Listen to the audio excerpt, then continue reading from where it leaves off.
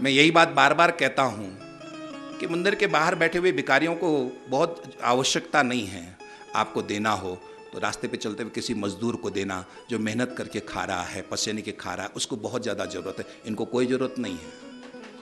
ये आपके पैसों का दुरुपयोग करते हैं, मदिरापान करते हैं, नशा करते हैं। वहाँ दुरुपयोग है पैसों का, वहाँ नहीं देना। किसको देना? आप देना किसी गरीब को, किसी फटे हुए देना। और एक बात और ध्यान रखना, यहाँ लाल कपड़े में जितने मांग रहे हैं ना, वो साधु नहीं है।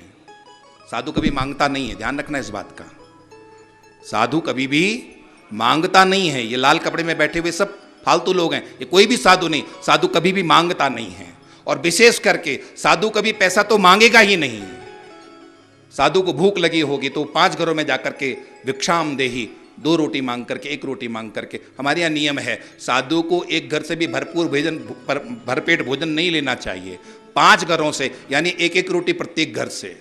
उस गृहस्थ पर बोझ ना पड़े। ये हमारे आचार्यों की सोच है कि एक गृहस्थ के यहाँ तुम भोजन करोगे, उस पर बोझ पड़ेगा, वो अपना भूखा रख करके तुम्हें भोजन कराएगा। इसलिए 1 रोटी देने में उसको कोई आपत्ति नहीं है। 5 घरों से 1-1 रोटी लो और फिर 5 घरों में भिक्षा मांगो। ये साधु नहीं है। परसों में मंदिर में हम लोग शोभा यात्रा में गए थे ना,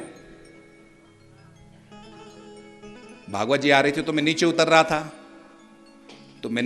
था। तो लाल कपड़े पहने हुए कुछ वही लोग बैठे हुए थे। तो उन्होंने सोचा कि ये तो बड़े महाराज हैं, तो इनसे बहुत कुछ मिलेगा। तो हमारे आइए मंडलेश्वर जी महाराज, देखो मंडलेश्वर जी जा रहे हैं, तो हमारे कुछ दे दो। तो हमारे बगल में रंजीत जी खड़े थे। रंजीत जी ने गड्डी निकाली देने, मैंने कहा नहीं, इनको नहीं देना।